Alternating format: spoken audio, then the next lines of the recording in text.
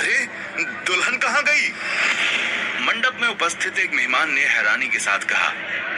ऐसे अचानक कहाँ जा सकती है दुल्हन? दूसरे मेहमान ने कहा। रुद्र अपनी जगह से उठता है और अपने दोस्तों के पास जाकर कहता है, तुरंत हमें ढूंढना होगा। और तन्वी कहाँ पर है? तभी रुद्र के पीछे से तन्वी की आवाज आती है। मैं यहाँ हूँ। आंटी की चीख सुनकर आ गई। क्या हुआ है? दुल्हन गायब हो गई है। क्या? पता नहीं, लेकिन अभी ढूंढो सब के सब। सभी लोग दुल्हन को ढूंढने लग जाते हैं। अर्जुन और समीर हवेली के अंदर दुल्हन को ढूंढने लगते हैं और बाकी सब गार्डन में ही दुल्हन को ढूंढ रहे थे। समीर, मिली क्या? अर्जुन ने कहा। नहीं भाई, नहीं मिली। अचानक लाइट जाते ही कहां पर गायब हो गई? यार, लाइट जाने से पहले तो सब कुछ ठीक था। हाँ यार, पता नहीं, मुझे तो ये गांव ही बहुत अजीब सा लगता है। हाँ यार, सही कह रहे हो। बहुत देर ढूंढने के बाद भी दुल्हन किसी को नहीं मिलती है। किसी के भी समझ नहीं आ रहा था कि ऐसे अचानक बीच मंडप से दुल्हन कहां गायब हो सकती है। रुद्र की माँ और चाची मंडप के अंदर खड़े थे कि तभी रुद्र की माँ अपना हाथ अपने सिर पर रखती हैं, जैसे उनको चक्कर आ रहे हों। वो धीमी धीमी आवाज में कहती हैं, रुद्र, रुद्र, और बेहोश हो जाती हैं। अपनी जेठानी को बेहोश होते हुए देखकर आयशा की चीख निकल जाती है और वो चिल्लाकर कहती है, दीदी। जब रुद्र देखता है कि उसकी माँ बेहोश होकर गिर गई हैं, तो वो भागते हुए अपनी माँ के पास जाता है और कहता है, उठो माँ, उठो, ये क्या हो गया आपको? सभी लोग रुद्र की माँ को घेर लेते हैं, जिससे गर्मी होने लगती है। समीर और अर्जुन सभी को वहां से हटाने लगते हैं और कहते हैं, आप लोग जरा साइड से हो जाइए, प्लीज साइड से हो जाइए और हवा आने दीजिए। अरे कोई फोन करके डॉक्टर को बुलाओ, आयशा ने कहा। रुद्र के चाचा अपनी जेब से मोबाइल निकालते हैं और डॉक्टर को कॉल करने लगते हैं। हेलो, आस्था हॉस्पिटल, आप जल्दी से किसी डॉक्टर को भेज दीजिए। रुद्र अपनी माँ को उठाता है और हवेली के अंदर ले जाता है। रुद्र की माँ बिस्तर पर लेटी हुई थी और अभी तक बेहोश थी। घर के बाकी सभी लोग उसी कमरे में थे। पता नहीं किसकी नजर लगी है मेरे घर को, आयशा ने रोते हुए कहा। आप फिक्र मत कीजिए आंटी, जल्दी सब ठीक हो जाएगा, तन्वी ने कहा। तन्वी के कहने पर आयशा ने तन्वी की ओर देखा और वो हैरान रह गई कि तन्वी ने अपने कपड़े कब चेंज कर लिए और उसमें काला ड्रेस क्यों पहना हुआ है। आयशा को गुस्सा तो बहुत आया, लेकिन वो सिर्फ इतना ही बोली, सारे मेहमान पता नहीं क्या सोच रहे होंगे, कितनी बदनामी होगी अब हमारी पूरे समाज में। आप फिक्र मत कीजिए आंटी, भगवान जल्दी ही सब ठीक कर देंगे, अर्जुन ने कहा। रुद्र कुछ नहीं बोल रहा था, वो बस अपनी माँ के पास चुपचाप बैठा हुआ था और उनके माथे पर बार बार अपना हाथ फेर रहा था।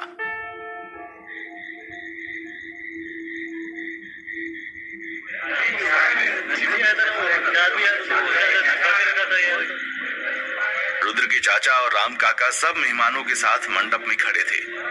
रुद्र के चाचा को समझ नहीं आ रहा था कि वो सब मेहमानों से क्या बोलें, उनको क्या जवाब दें कि दुल्हन कहाँ गायब हो गई। बहुत सोचने के बाद अपने दिल पर पत्थर रखते हुए वो कहते हैं, आप सभी यहाँ पधारे उसके लिए आपका बहुत बहुत शुक्रिया। किसी कारणवश ये शादी नहीं हो सकती।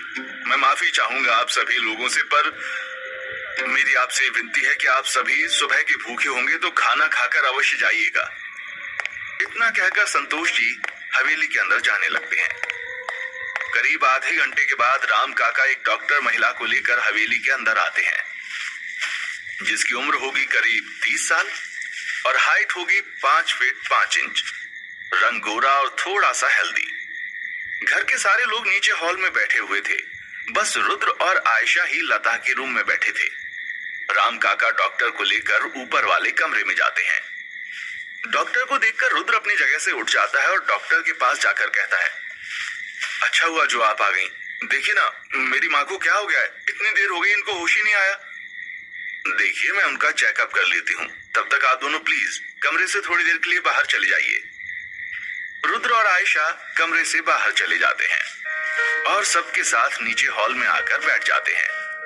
कुछ ही देर के बाद डॉक्टर बाहर आती है और रुद्र भागते हुए उनके पास जाता है और पूछता है, अब कैसी है मेरी माँ? तबीयत ठीक है उनकी? देखिए, घबराने वाली कोई बात नहीं है, उन्हें बस थोड़ी कमजोरी थी। मैंने उन्हें इंजेक्शन लगा दिया है, कल सुबह तक इनको होश आ जाएगा। अब उन्हें कुछ आराम करने की जरूरत है और हाँ, मैं कुछ दवाइयां लिख देती हूँ, आप कल सुबह उसे ले आइएगा। जी डॉक्टर। डॉक्टर अपने बैग में से एक पेन और कागज निकालती है और सोफे पर जाकर बैठ जाती है और उस कागज में दवाइयों के नाम लिखने लगती है। जब से डॉक्टर नीचे आई थी, अर्जुन उनको घूरे जा रहा था। ये लीजिए, मैंने 3 दिन की दवाइयां लिख दी हैं। डॉक्टर ने रुद्र को पर्चा देते हुए कहा। जी डॉक्टर। डॉक्टर वहां से जाने लगती है कि तभी अर्जुन उस डॉक्टर के पास जाता है और पूछता है, जी आपका नाम? मेरा नाम माधवी शर्मा है। माधवी शर्मा? अर्जुन ने नाम दोहराया। क्यों, क्या हुआ? आपको मेरा नाम पसंद नहीं आया क्या? हाँ? डॉक्टर माधवी ने कहा। नहीं, ऐसी कोई बात नहीं है, आपका नाम तो बहुत अच्छा है, पर मुझे ऐसा क्यों लग रहा है जैसे मैंने आपको कहीं देखा है। जी माफ कीजिएगा, पर मैंने तो आपको कहीं नहीं देखा। अर्जुन अपने दिमाग पर जोर देता है और कहता है, आप इंदौर से हैं क्या? हाँ, पर आपको कैसे पता? अपोलो हॉस्पिटल से? हाँ, पर आपको कैसे पता? मैंने आपको शायद वहीं देखा था, या फिर पर आप यहाँ बलमा टोला में कैसे? यहाँ पर हमारा मेडिकल कैंप लगा है, पास ही के गांव दास गांव में। हम हर गांव में कैंप लगा रहे हैं। अर्जुन ने सोचते हुए कहा। अच्छा, पर मैंने इससे पहले भी आपको कहीं तो देखा है। जी मुझे तो कुछ भी याद नहीं। अच्छा, मैं अब चलती हूँ, जब जरूरत पड़े तो बुला लीजिएगा। जी शुक्रिया, अर्जुन ने कहा। अरे, इसमें शुक्रिया की क्या बात है, ये तो मेरा फर्ज था।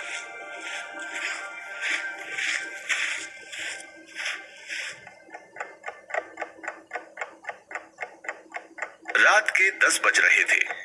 रुद्र अपनी माँ के पास बैठा हुआ था, जो इस वक्त आराम कर रही थी, और बाकी सब नीचे हॉल में बैठे हुए थे। तभी तन्वी देखती है कि स्वाति अपने पेट को जोर जोर से दबा रही थी, जैसे उसके पेट में दर्द हो रहा हो। क्या हुआ स्वाति बेटा? कुछ भी तो नहीं दीदी। घबराओ नहीं बेटा, बताओ ना। वो मेरे पेट में दर्द हो रहा है। वो तो होगा ही, अगर खाना नहीं खाओगी तो यही होगा। चलो तुम एक काम करो, हाथ धो लो, मैं तुम्हारे लिए खाना निकाल देती हूँ। नहीं दीदी, मुझे नहीं खाना। देखो, ऐसे मना नहीं करते, मुझे मालूम है तुम क्यों नहीं खा रही हो, इसीलिए ना कि आंटी जी की तबीयत खराब है। पर अगर हम लोग भी खाना नहीं खाएंगे और अपनी तबीयत खराब कर लेंगे तो उनका ख्याल कौन रखेगा? तन्वी की बात सुनकर अनन्या ने कहा, तन्वी सही बोल रही है, हम सबको भी खाना खा लेना चाहिए। हाँ, तन्वी ठीक बोल रही है, संतोष ने कहा। सभी खाना खाने के लिए डाइनिंग टेबल पर बैठ जाते हैं। तन्वी और अनन्या सभी के लिए खाना निकाल रही थी। जब तन्वी रसोई घर से खाना लेकर आई तो उसने देखा कि सभी लोग डाइनिंग टेबल पर बैठे थे, सिवाय रुद्र को छोड़कर। वो वहां पर नहीं था। तन्वी रुद्र की चाची से पूछती है, रुद्र नहीं आया क्या? वो नहीं आएगा, बचपन से वो ऐसा ही है, माँ के बगैर कुछ नहीं अच्छा लगता उसे। बचपन में जब वो 10 साल का था ना, तो उसके पापा की अचानक मौत हो गई थी। उसी दिन उनके दादा को लकवा हो गया। इस सदमे से बहुत देर से उभर पाया था वो। अब उसे डर लगा रहता है कि कहीं वो अपनी माँ को भी ना खो दे, इसलिए उनकी हर एक इच्छा पूरी करता है। हमारा रुद्र माँ का कहना कभी नहीं टालता। सही कहा आपने, जितना प्यार रुद्र अपनी माँ से करता है, वो उतना प्यार किसी से नहीं कर सकता, तन्वी ने कहा। सभी लोग अपने कमरे में सोने चले जाते हैं। रात के करीब 12 बज रहे थे। तभी तन्वी की नींद खुलती है और वो अनन्या को उठाती है। अनन्या उठो। क्या हुआ तन्वी, इतनी रात को क्यों उठा रही हो? सुनना, एक काम करोगी? इतनी रात को? हाँ प्लीज, ये काम बस तुम ही कर सकती हो।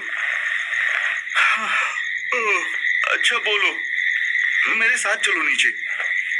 अभी इतनी रात को? हाँ चलो ना। पर बात क्या है, जरा ये तो बताओ। तुम नीचे चलो, मैं सब बताती हूँ। अनन्या तन्वी के साथ रसोई घर में जाती है।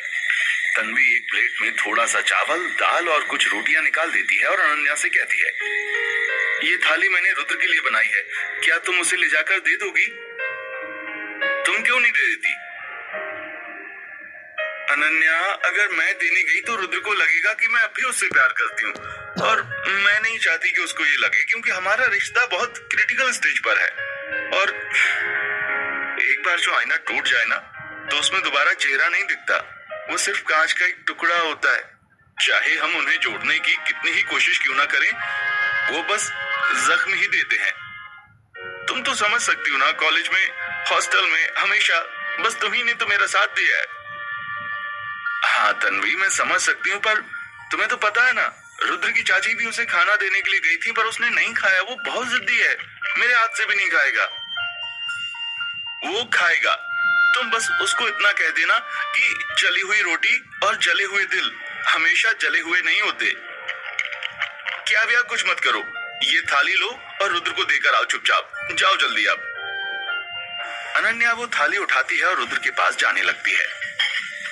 जब अनन्या रुद्र के पास पहुंची तो उसने देखा कि रुद्र अभी भी जाग रहा था और वो अपनी माँ के पास बैठा हुआ था। क्या मैं अंदर आ सकती हूँ? अनन्या ने कहा। हाँ, आ जाओ। रुद्र, ये खाना खा लो। नहीं, मुझे भूख नहीं है अभी। देखो, जली हुई रोटी और जले हुए दिल हमेशा जले हुए नहीं होते।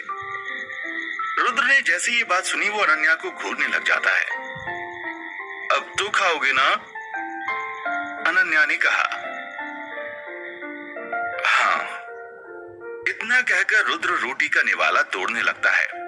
रुद्र जैसे ही रोटी का पहला निवाला तोड़ता है, उसको याद आता है यूआईटी कॉलेज में उसका और तन्वी का कॉलेज की कैंटीन की कैनोपी में साथ साथ बैठना, जहां पर वो तन्वी के साथ बैठकर घंटों बातें किया करता था। रुद्र और तन्वी कैंटीन की कैनोपी में बैठकर एक टिफिन में से खाना खा रहे थे। टिफिन के अंदर भिंडी की सब्जी और रोटियां थीं। रुद्र, तुम्हें खाना बनाना तो आता है ना? तन्वी ने कहा। हाँ, आता है ना, पर क्यों? क्योंकि मुझे नहीं आता। अच्छा, फिर तो तुम्हें सीखना पड़ेगा, ऐसे कैसे चलेगा? अरे तो क्या हुआ, तुम बना दिया करना ना। मैडम, मैं एक दिन बना सकता हूँ, 2 दिन बना सकता हूँ, पर रोज रोज थोड़ी बना सकता हूँ। अच्छा, बात तो तुम्हारी भी ठीक है, तो फिर अभी से प्रैक्टिस कर लो जली हुई रोटियां और सब्जी खाने की। तन्वी ने रोटी का निवाला तोड़कर रुद्र के मुंह की तरफ बढ़ाते हुए कहा, तुम्हारे हाथ का तो मैं जला हुआ भी खाने के लिए तैयार हूँ। रुद्र ने तन्वी के हाथ का निवाला खाते हुए कहा, वैसे ही बस बोलने की बातें हैं, शादी के बाद सब बदल जाता है। यदि एक दिन भी जली रोटी खिला दी ना मैंने, तो ताने देने लगोगे। ओहो, ऐसा नहीं है मेरी तन्वी। अच्छा, मैं तुम्हें एक बात बताता हूँ। देखो, जली हुई रोटी और जले हुए दिल हमेशा जले हुए नहीं होते।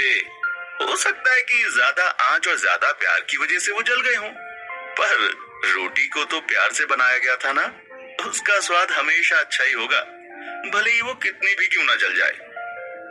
अच्छा, पर ये रोटी कैसे जली ये तो समझ गई, पर जले हुए दिल की कहावत समझ नहीं आई मुझे। वक्त आने पर समझ जाओगी तन्वी। बताओ ना रुद्र, तन्वी ने प्यार से पूछा।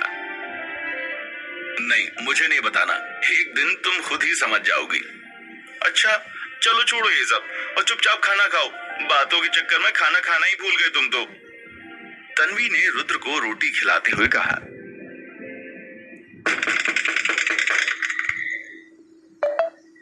रुद्र अपनी माँ और अनन्या के पास बैठकर खाना खा ही रहा था कि तभी उसे किसी के दरवाजे को खटखटाने की आवाज सुनाई देती है। इतनी रात को कौन आया होगा? अनन्या ने कहा। पता नहीं। रुद्र और अनन्या दोनों सोचने लग जाते हैं कि रात के 1 बजे कौन दरवाजा खटखटा रहा होगा।